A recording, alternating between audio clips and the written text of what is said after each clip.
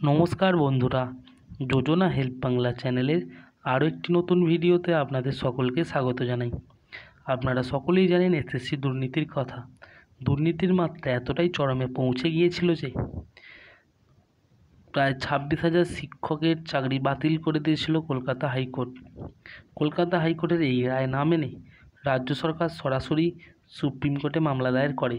বর্তমানে চলছে তার মামলা, কিন্তু বারবার সুপ্রিম কোর্টে পিছিয়ে যাচ্ছে মামলা শুনানি।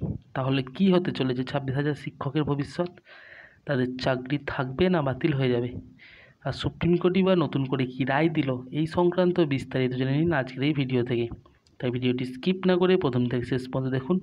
আশা করি আপনাদেরকে সঠিক তথ্য দিয়ে সাহায্য করতে পারবো। আর চ্যানেল নতুন হলে অবশ্যই চ্যানেলটি সাবস্ক্রাইব করে নেবেন। কেন সুপ্রিম কোর্টে ফির পিছল এসএসসি 26,000 চাকরি বাতিল মামলা শুনানি? তো চলুন জেনে নিই বিস্তারিত। ঝুলছে 26,000 মানুষের ভাগ্য। এদিকে সুপ্রিম কোর্ট বারংবার পিছিয়ে যাচ্ছে এসএসসি চাকরি বাতিল মামলা শুনানি। মঙ্গলবার প্রধান বিচারপতি DY চন্দ্রচূড়ের ডিভিশন বেঞ্চে এই মামলা শুনানি হওয়ার কথা থাকলেও ফের 2 সপ্তাহের জন্য শুনানি পিছিয়ে গিয়েছে শীর্ষ আদালতে। আদালত সূত্রে জানা গিয়েছিল 10ই সেপ্টেম্বর এই মামলা শুনানি হতে পারে। এর আগেও একাধিকবার সর্বোচ্চ আদালতে পিছিয়েছে শুনানি। ফের সেই একই ঘটনা, কিন্তু ফের সেই শুনানি পিছিয়ে যায়। কিন্তু কেন পিছিয়ে দেওয়া হলো শুনানি, এই নিয়ে আদালতের তরফে জানানো হয়েছে একই দিনে আরও একাধিক মামলা শুনানি ছিল, তাই মামলাটি শুনানি পিছিয়ে দেওয়া হয়েছে। তাহলে পরবর্তী শুনানি কবে হতে চলেছে? আগামী 24শে সেপ্টেম্বর এই মামলার পরবর্তী শুনানির দিন ধার্য করা হয়েছে। প্রসঙ্গত, এই মামলার জেরে এখনও ভাগ্য ঝুলে রয়েছে প্রায় 26,000 জনের।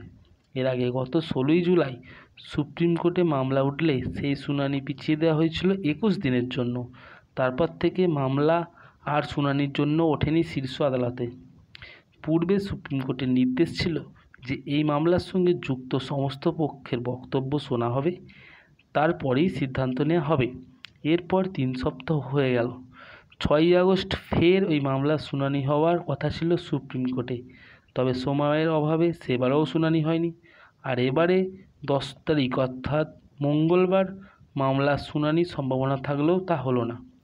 ফের একবার হতাশ হতে হলো মামলার সঙ্গে জড়িত শিক্ষকদের। প্রসঙ্গত, চলতি বছরে 18ই এপ্রিল নিয়োগ দুর্নীতির জেরে এসএসসি 2016 সালের গোটা প্যানেল বাতিল করে দেয় কলকাতা হাইকোর্টের 2 বিচারপতির ডিভিশন বেঞ্চ। আদালতের এই রায় নিয়ে তোলপাড় শুরু হয়ে যায় গোটা রাজ্যে। উচ্চ আদালতের রায়ে এক ধাক্কায় চাকরি যায় প্রায় 26,000 জনের। ওইদিকে হাইকোর্টের রায়ে 24 ঘন্টার মধ্যেই তা চ্যালেঞ্জ করে সুপ্রিম কোর্টে যায় রাজ্য সরকার, এসএসসি মধ্যশিক্ষা পর্ষদ। সুপ্রিম কোর্টে এই মামলা উঠলে আপাতত সকলেরই চাকরি বহাল রাখা হয়েছে। তবে সুপ্রিম কোর্ট স্পষ্ট জানিয়ে দেয়, দুর্নীতি প্রমাণ হলে শিক্ষকদের চাকরি তো যাবেই, পাশাপাশি কিন্তু ফেরত দিতে হবে বেতন। অবশ্যই মনে রাখবেন, চাকরি তো যাবেই, তার সঙ্গে কিন্তু সুদ সমেত বেতন ফেরত দিতে হবে।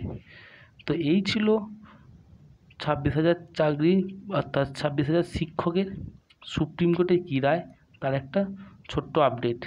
যদি এই ধরনের আপডেট পেতে চান অবশ্যই চ্যানেলটিকে সাবস্ক্রাইব করে নেবেন এবং পাশে থাকা বেল আইকনটি প্রেস করে দেবেন, যাতে এই ধরনের নিত্য নতুন ভিডিওর আপডেট খুব সহজেই পেয়ে যান।